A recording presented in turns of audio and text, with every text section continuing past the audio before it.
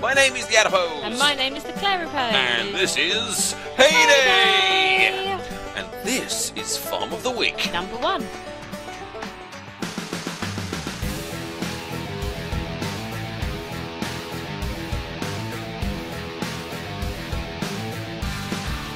So, my lovely little ClariePose, what on earth is Farm of the Week?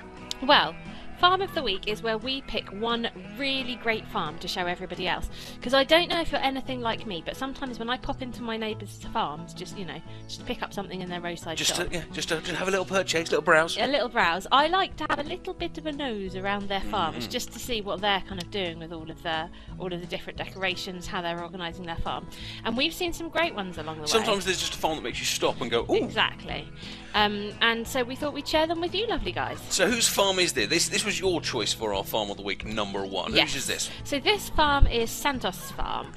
And it's one of the first ones that I ever added, literally just by going. I saw an ad of his in the paper. That sounds a bit seedy, doesn't it? It does sound a little bit. I can't remember what it was for. Probably for some wheat or something. Yeah, like that. something exciting like that. But nevertheless, you came I turned on HayDay.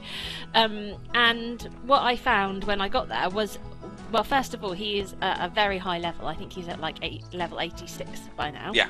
And so this is a great example of what happens when you get everything.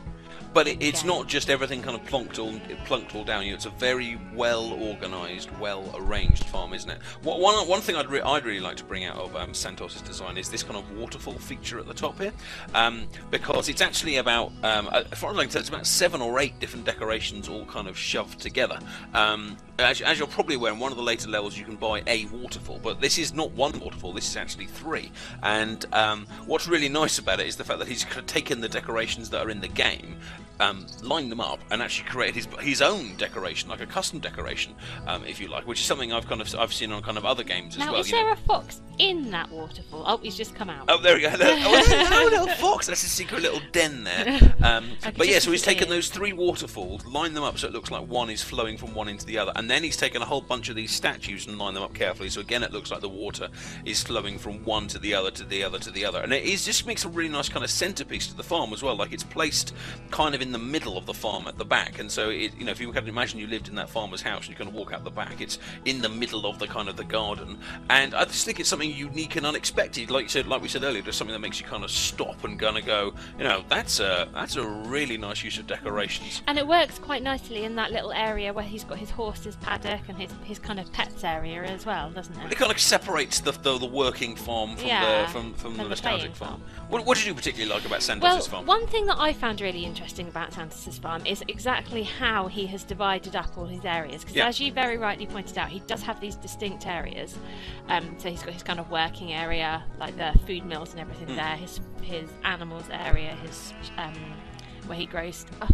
It's like crops area. Now, when I first came, in fact still now, when I come to kind of dividing my areas up, what I find is that the initial border that you use, say for example the initial bush or the initial paving stones, isn't that expensive. No, you think, oh, well, this is really cheap. This is really cheap, but then each one increases in price each time round. So to do a big wall around, like he's got a big wall around these crops, actually ends up being quite expensive. Yeah, because the first half of the wall is fine, all of a sudden you notice your gold going down and down and down and down. So what he's done, which is quite clever, is he's used different kinds of materials to build up each wall. So for example, on this section here, the very back section is stone, and then he comes to this gold one for the first for the first kind of quarter of the wall, which stops any one material becoming too expensive, doesn't it? Absolutely, because he's used a variety of different materials, and he's even used such a variety that in some places he's got kind of 2 borders. So here he's got the gold, and then backing onto that he's got a layer of hedge, and here he's got the same thing in there as well, with the brown wall followed by the granite. I mean, I quite like that. It's something that would never occur to me, to have like a double wall, but actually he's used it nearly everywhere in his farm, and it does make each section. And I mean, you need to have a reasonable amount of money to pull that off. Yeah, sure. It's a luxury. But I don't think that's a problem for him, given all the gold around here. But what it does do is it adds this element of different colours. So here, for example, you've got the nice dark red of the crop fields, followed by the kind of pinkish of the wall, followed by the green of the border, which basically means that if I kind of zoom out... Oh, can I zoom out? No, apparently I can't zoom out. if I kind of give you an overview, you just kind of get hit by this whole array of different colours. Yeah. And also by you always putting the green hedge next to the other type of wall, it stops it ever becoming too kind of industrial looking as well. Like it's a very kind of green farm. Yeah, I mean, even this section here, which has got all of the white for the borders of the animals' pens, is bordered by all of this green, which kind of makes it look. And he's actually like. used trees for borders around on this side as well. He's used the trees and the bushes around the edges there. They kind of doubled up the purpose. So I hope that's given you some ideas for your farm. If you're sitting there and you have got an awesome farm of your own, then please get in contact with us. Maybe we we'll would feature love you. to hear from you. Yeah, we would indeed. And you know, in the comments section on YouTube or on Game Center or whatever, we don't tend to do HayDay through Facebook, but Game Center, and you comment on the YouTube video and give us your Game Center idea, and maybe we'll go and check it out and feature you in a future video.